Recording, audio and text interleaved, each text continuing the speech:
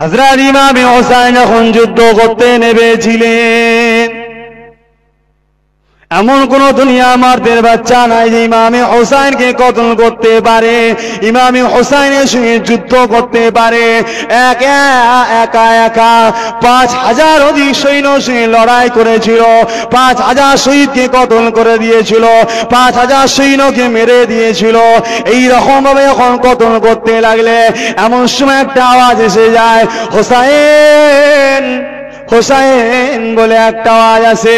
হযরত ইমাম হোসেন তরোয়াল ধীরে ধীরে যুদ্ধ করা বন্ধ করে দিলে, তাকিয়ে দেখলে একটা খালি বোতল নিয়ে, এক হাতে আবে কৌসারের পানি আর একটা হাতে খালি বোতল নিয়ে দিন দুনিয়ার বাদশাহ হাবিবুল্লাহ স্বয়ং নিজে হাজির হয়েছে। আমার কলিজা টুকরা হোসেন, আজ যুদ্ধে পরিচয় দিতে হবে না, তুমি তোমার মারদানির পরিচয় দিয়ে দিয়েছো।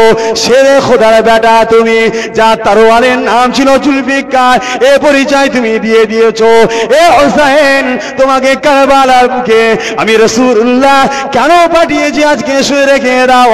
হোসেন রে, কাল কিয়ামতের ময়দানে কোটি কোটি উম্মতিকে তোমার ওসিলা করে আমি রাসূলুল্লাহ আল্লাহ আর জান্নাতে নিয়ে যাব।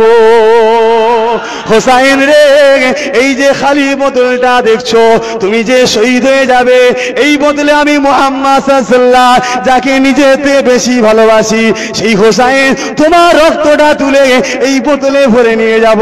কাল কিয়ামতের ময়দানে যখন আমার উম্মতিদের হিসাব নিকাশটা হবে, আমার উম্মতিদের গুনাহ পাল্লা যখন ভারী হয়ে যাবে, আমি তোমার এক ফোঁটা রক্ত আমার উম্মতিদের নেকির পাল্লাতে দেবো। ওই তোমার এক ফোঁটা ওরা রক্তের ওসিলা করে আল্লাহ পাক আমার উম্মতিদের নেকির পাল্লা ভারী করে দেবে।